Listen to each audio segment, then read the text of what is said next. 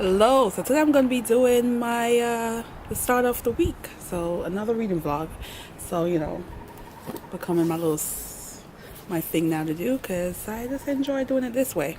So today I'm going to be talking about two different books. So one I already did a written review for on the blog, so I'm hoping that you guys have checked it out by the time this is out. Blog post been up a few days. So that is The Bride Test by Helen Wong. So I read The Kids Quotient last year. Really loved it. I love that she is incorporate a character that had autism. So again, when I heard that this one would also have a character that has autism, a male character, I was like, I need to read it right away, which I did, and I enjoyed it. This is like that lighthearted love story that didn't focus too much on the characters' emotional issue, but more so on the love and the connection that is happening with this character. So I do think it's a great book. You should read it. It's definitely that really feel good summer read, and but go check out the blog post and where I talk more about the book. Now in this reading vlog, I am going to be reviewing this book.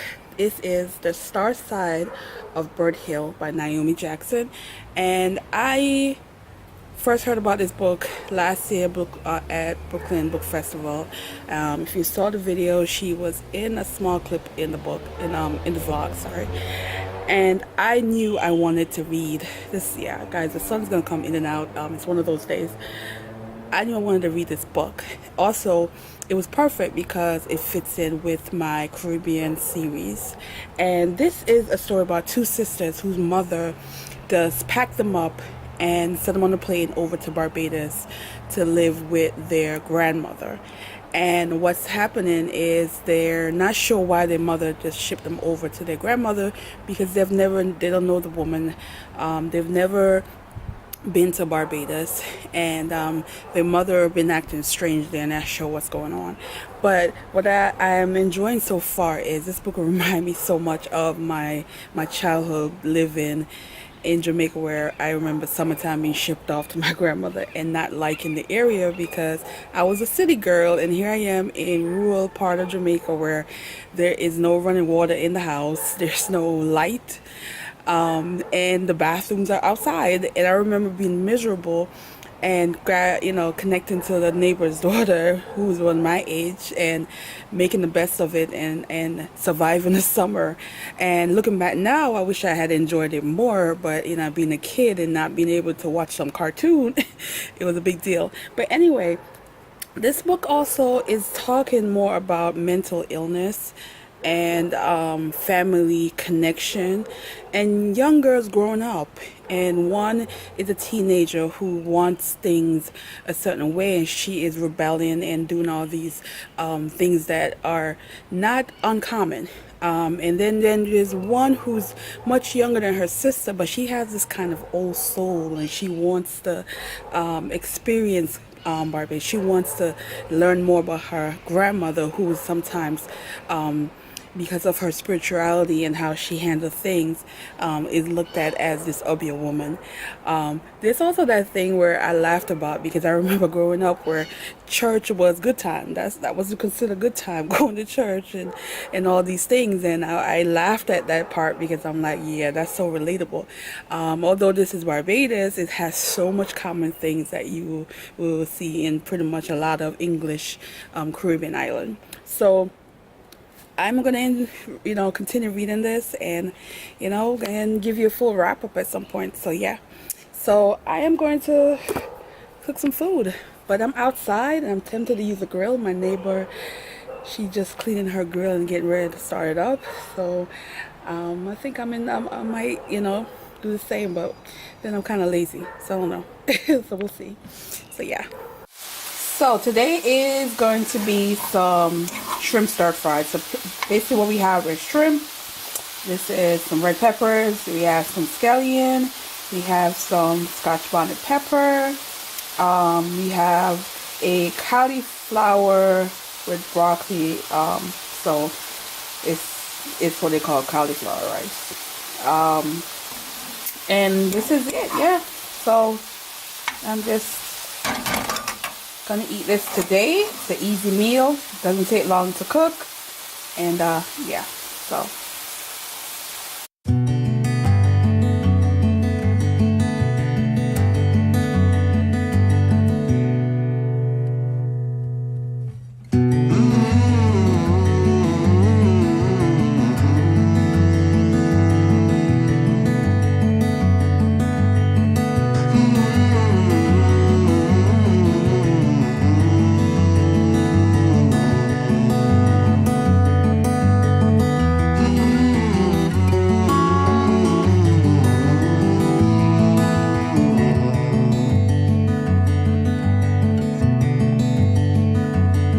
So today I am finishing up this book.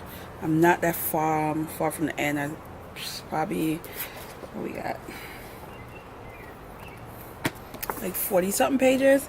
And it's definitely a book I'm gonna have a bit of a discussion with it, because it talks about a topic that I feel a lot of people can relate to, and also an important conversation to have. So I'm gonna definitely go in more, but it's really good. I'm really enjoying it. And again, it's a lot of things in this that's a bit sad, but at the same time it's like it's definitely a conversation piece. So yeah. Also, I'm gonna be doing, well, I've been doing some writing. I need to finish up my newsletter that I'm going to be sending out the beginning of next week. So if you want to subscribe to my website, my blog, comfycozyup.com, you can go on there and subscribe. And also I need to work on my Sunday blog, which I already started writing, and hopefully I get some pictures taken, which is a bit of a struggle right now. I didn't get any pictures the last 2 weeks because it's been raining. So I'm hoping that it is dry this weekend and I could get some pictures taken. So yeah, that's about it for today. Yeah, I'm chilling, guys. I am loving this weather, that I could be outside. It feels so good. It's not hot, it's not cold, it's just a nice temperature, and it's very quiet. So yeah, that's something to do. So I'm gonna get back to this writing and check in later. Hello. So I'm gonna be doing a wrap up for A Star Side of Bird Hill by Naomi Jackson. I really enjoy this. It's very relatable. I think if you are a Caribbean person who, or not even just Caribbean, a person who have been, spend summers with your grandmother, and your grandmother living a totally different kind of environment that what you're raised in. For instance, if you're a city girl and they send you to the country for the summer, that kind of a vibe, and then either you enjoy the experience of being in the country or you hate it as a kid. And I did talk about earlier about my experience and how I felt growing up doing that. But in this case, we're talking two kids who grew up in Brooklyn, New York, and their mother shipped them to their grandmother in Barbados for the summer. But the thing is, they have no experience with their grandmother. They don't know much about their culture, and they're on this island not knowing why they're even being shipped to the island to stay with their grandmother. And their mother have been acting pretty strange. Their father is estranged. They don't, know much about what's going on. And there's a bit of a secret that is, the story that unfolds. And it has a lot to do with mental health. And I was reading this, and there's so many things about it that I enjoyed and that I felt was like, oh, yes. Where they talk about the kid that sent to the island to cool off.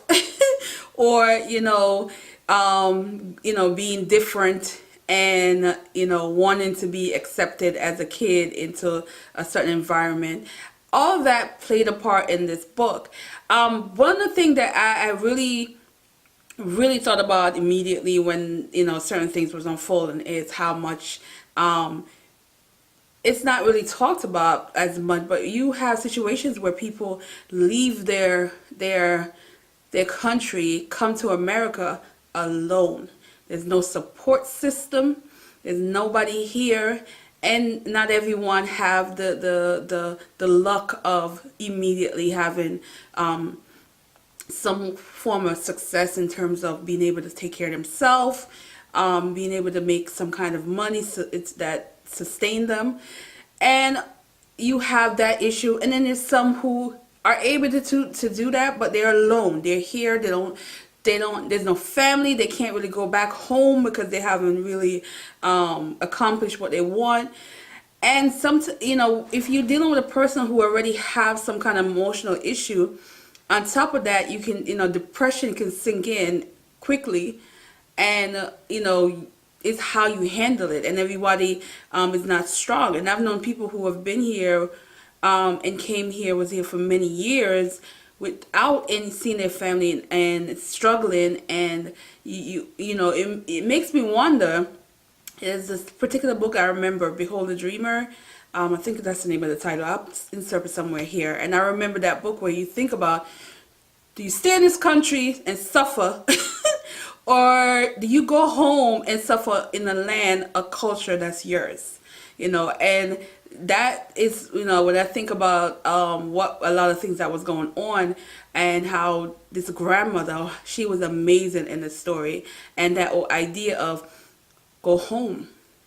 When it gets too much, your family's still there. That kind of a vibe that she gave me. And that's something that even in my family I have. If I ever hit rock bottom, there's that idea of just go home. Go back to a country, a land, a culture that is more supportive than somewhere where I feel like an outcast and an outsider, not belonging, that kind of vibes. So that there's a part, it didn't go deep into that, but there's like it touched on stuff like that. But these kids were being kids. They were doing things that you kind of do when you're that age, and except for it's a little bit more adventurous. They talk about crop over and being a part of the carnival. There's also the talk about what I love is the church situation, because I can definitely relate to where church function was, excitement. That's as much excitement you were gonna get was church, and that part is amazing. There's a spirituality that is sometimes, easily to be labeled as obia, and where it's really not. But people take it that way if you're not talking about faith in a certain way. I absolutely enjoyed this. There's so much that that happened in this, that there's that bit of what's the word I'm looking for, unfinished situation, but it's done in a way where it felt realistic. There's that moment where someone does something, you would never know why. You just have to grab bits and pieces of what you thought you could have done better to help the situation, but you would never really know why that event happened, or what's the real root cause of why a person decided to do what they did, that kind of situation. So I love that, how it was done, and there's some books that I can appreciate that kind of writing, because not everything is about, certain books where they give you there's have to be a solution, there has to be a reason, you have to know why this, that, the other happened. This is not that kind of book. It's just, I just loved it. It was just so like, characters are so like human, so realistic in terms of being family, and surviving, and not knowing how, or grief, or dealing even with grief. There's a particular part where the grandmother made a comment, and how some people hold on to pain and grief for so long, and eventually it has to come out. And how it comes out, or where it comes out, you never know, but you can't hold it in.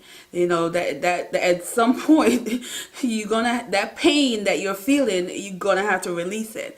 And I really enjoy this. It's just yeah. I really connected to this. This is a good one. It's a good one. Yeah.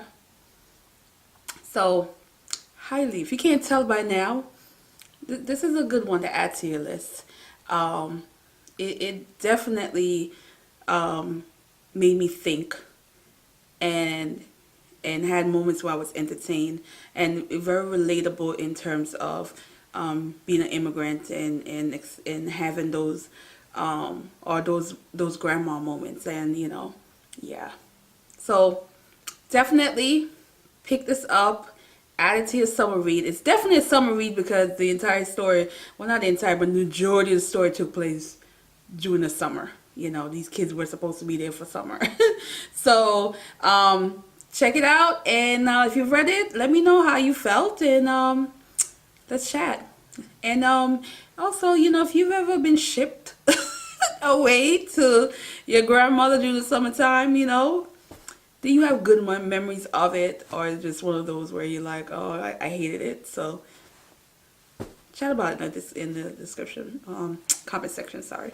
So anyway, have a good day, and thanks for watching. Bye.